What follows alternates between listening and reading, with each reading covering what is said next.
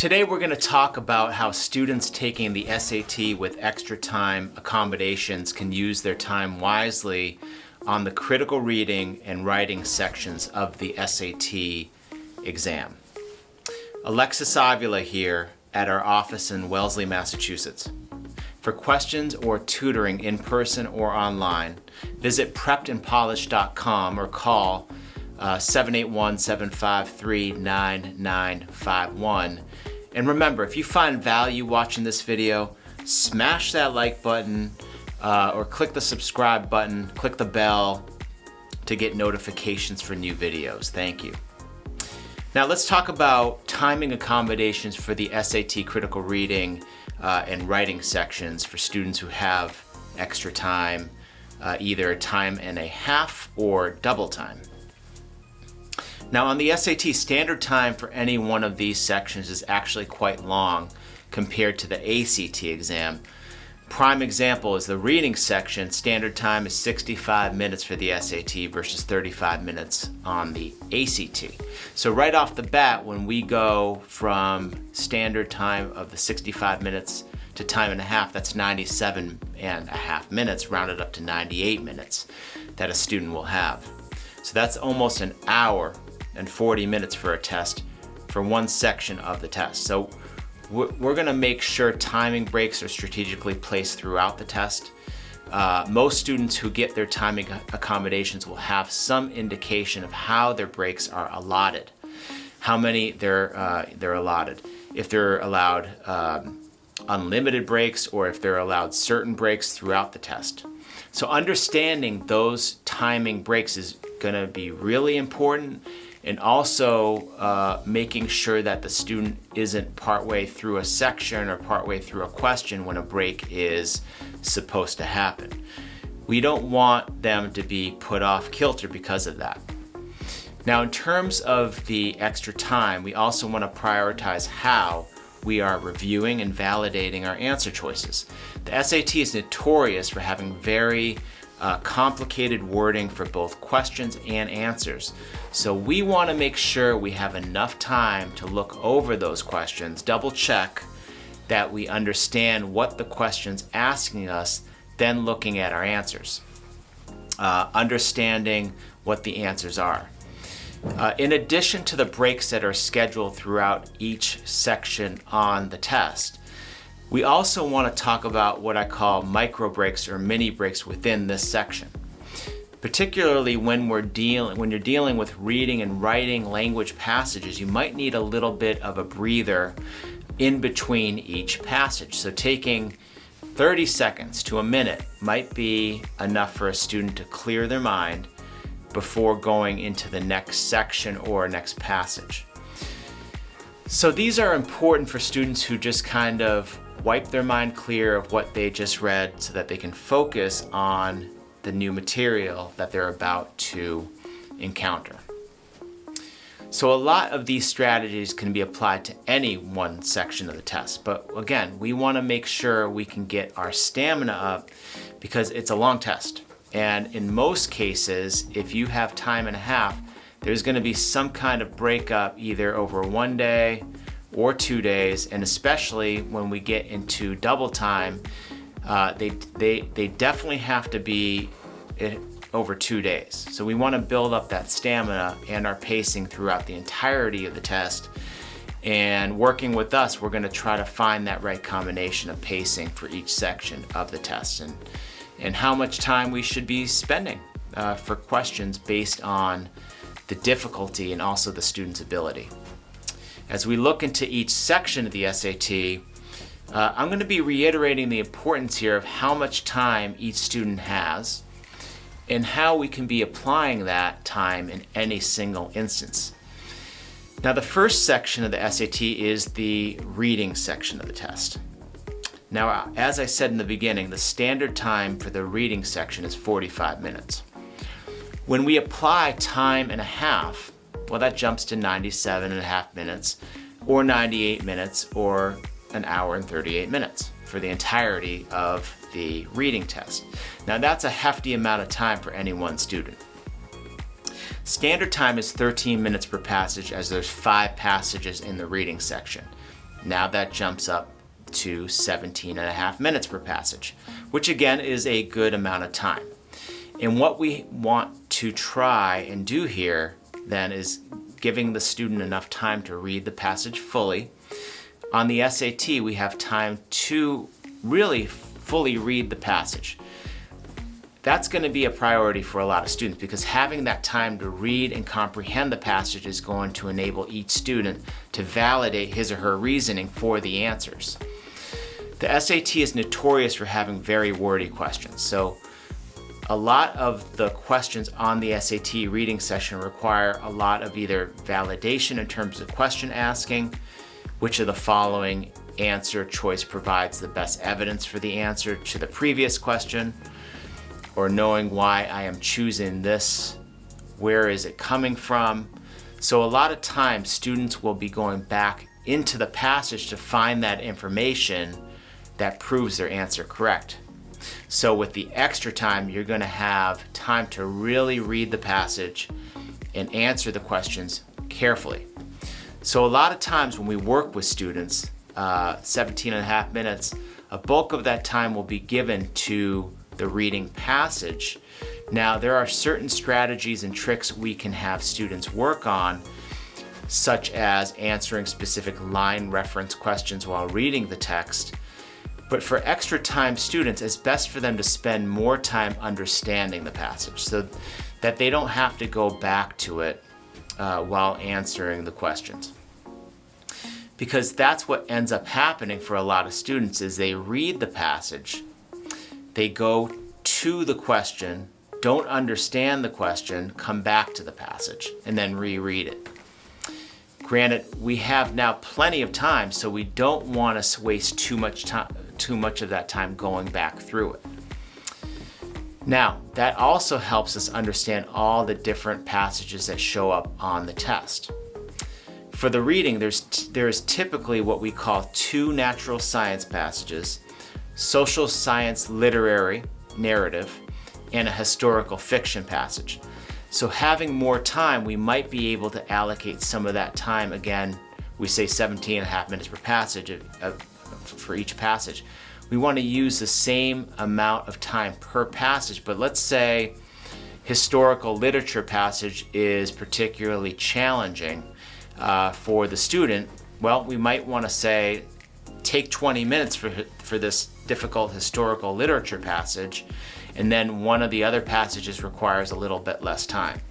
But the hope is that even with less time, it's more time than that typical 13 minutes per passage that students typically have with standard time. So in terms of allocating more time for the reading, we want to try and identify those passages that are most challenging and pace ourselves accordingly.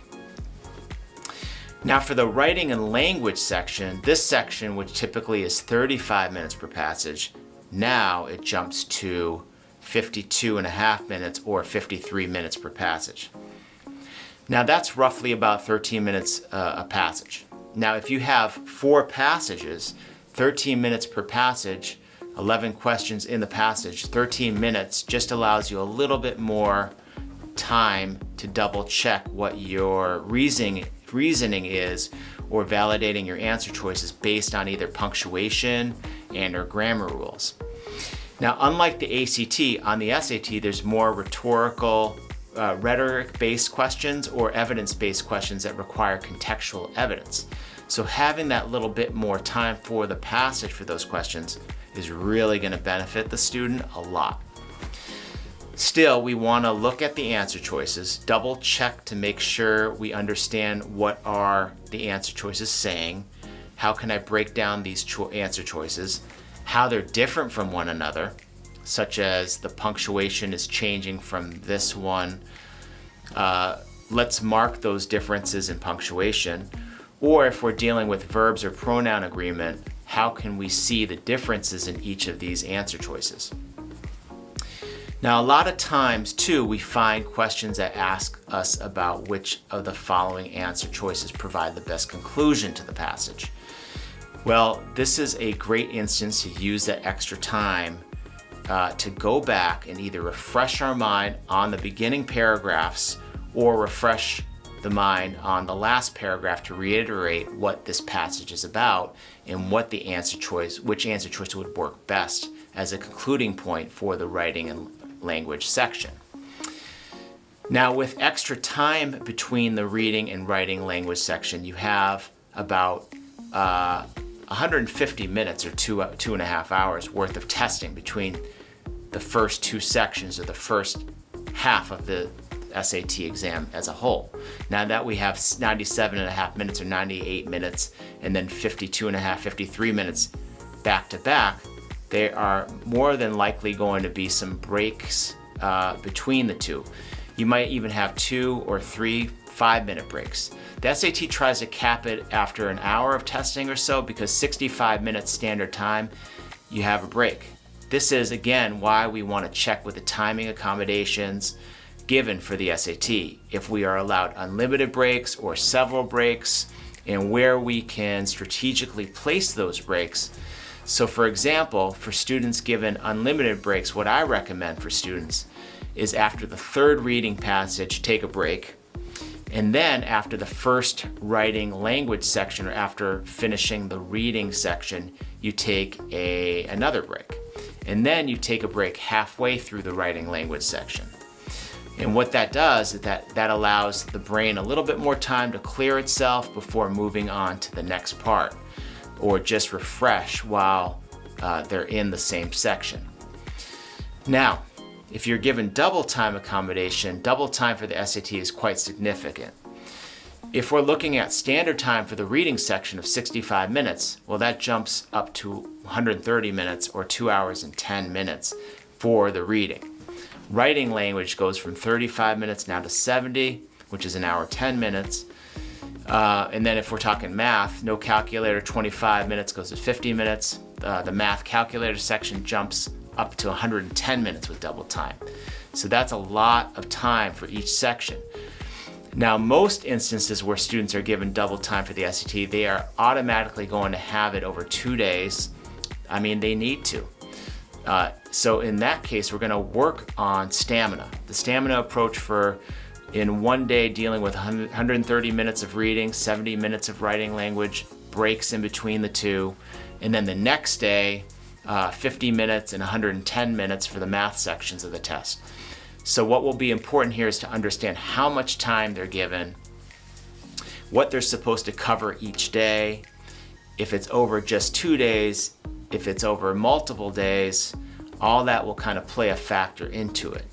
Now, if we find ourselves struggling with the double time, and when I say struggling, I mean having almost too much time, well, one thing I can recommend for students is taking those micro breaks and extending them a little bit more, so that way student stamina is able to go the distance for each section of the test.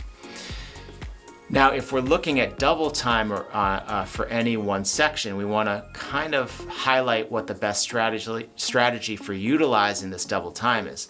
So should it be for the actual reading of the passage?